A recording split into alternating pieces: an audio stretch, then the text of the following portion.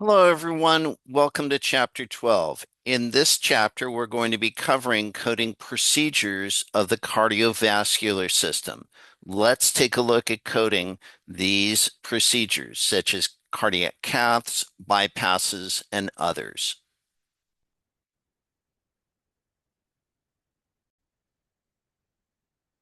Okay, again, we're coding procedures on the cardiovascular system, so we're focusing on what the provider actually did.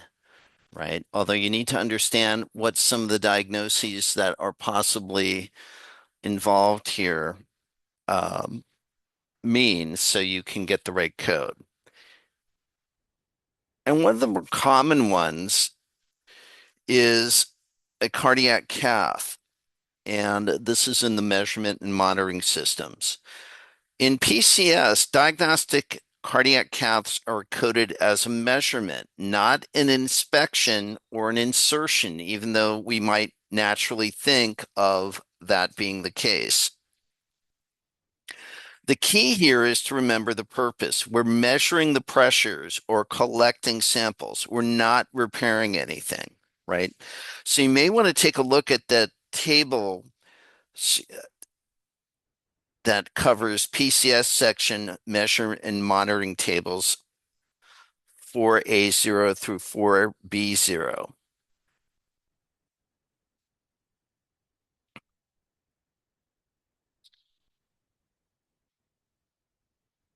Oh, went too far. Okay, this slide reinforces when the measurement codes are used. So diagnostic cardiac caths look at the heart function, pressures, and blood flow.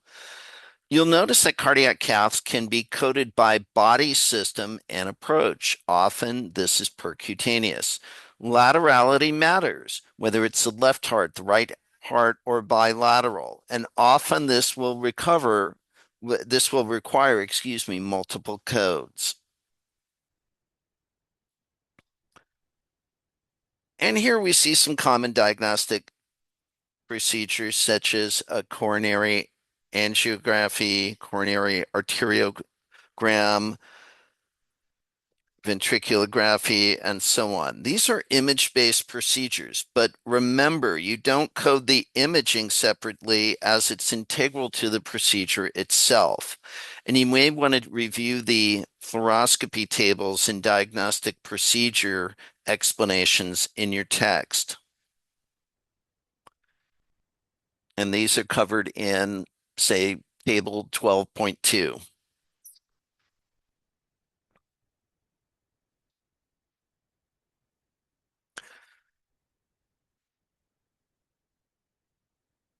And now we move on to some of the therapeutic procedures. And one that we see commonly are the percutaneous transluminal coronary angioplasties, the PTCAs.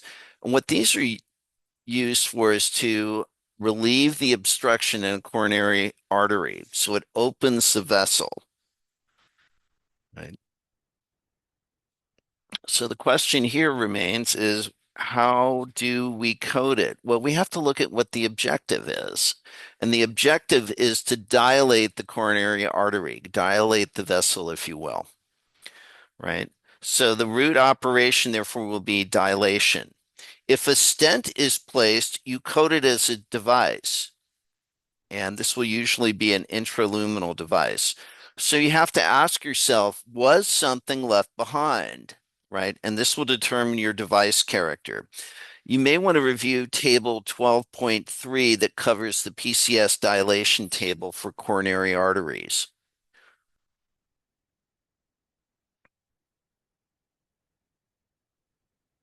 Now we get into coronary artery bypass grafts or the cabbages. And there are two types that are used generally, right? The bypasses and in other words, we use the of a vein or typically a segment of the saphenous vein.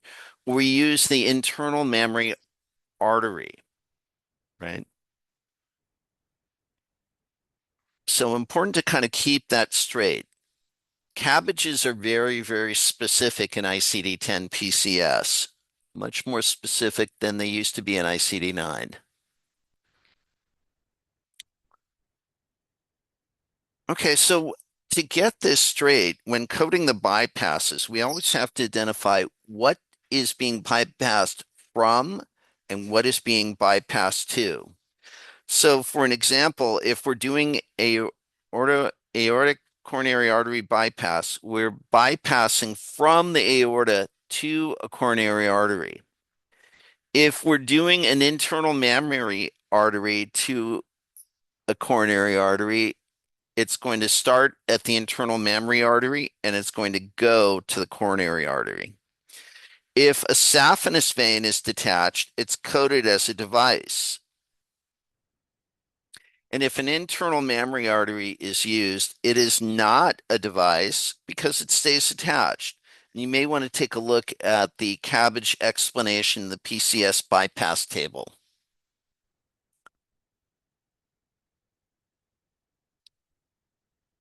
Now, remembering back to an ICD-9 world, we didn't have all these different components. So this is very important on how to code pacemakers, right? So students often struggle with this. So slow down here and remember that a pacemaker consists of actually three different components. You have the pulse generator, that is the power source. You have at least one pacing lead, sometimes more, and then you have the electrode. And each part may require its own PCS code. We also have different types of pacemakers. We have a single chamber that uses a single lead that's placed in the right atrium or right ventricle. We have a dual chamber that uses two leads that go in both the atrium and the ventricle. And then we have rate responsive that have a pacing rate modality that's determined by physiological variables. And then we have a cardiac resynchronization pacemaker without a defibrillator that performs biventricle pacing of the heart. So it can be a little bit confusing.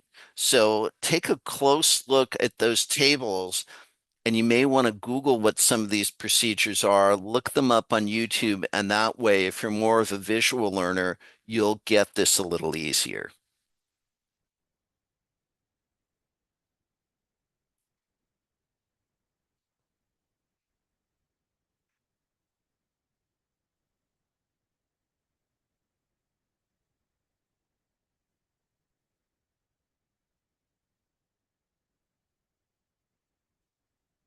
Anyway, a couple of important things to wrap up with. Remember this. What is the root operation? If it's a cardiac cath, it's a measurement. If it's a stent or angioplasty, it's typically a dilation. And if it's a cabbage, of course, it's going to be a bypass. Look to see if there are any devices left, right? Devices matter. They'll help determine the correct code. And then multiple codes are common. You may want to reread the coding guideline about when to use more than one code. That's all I have for you, and we'll see you online. Bye now.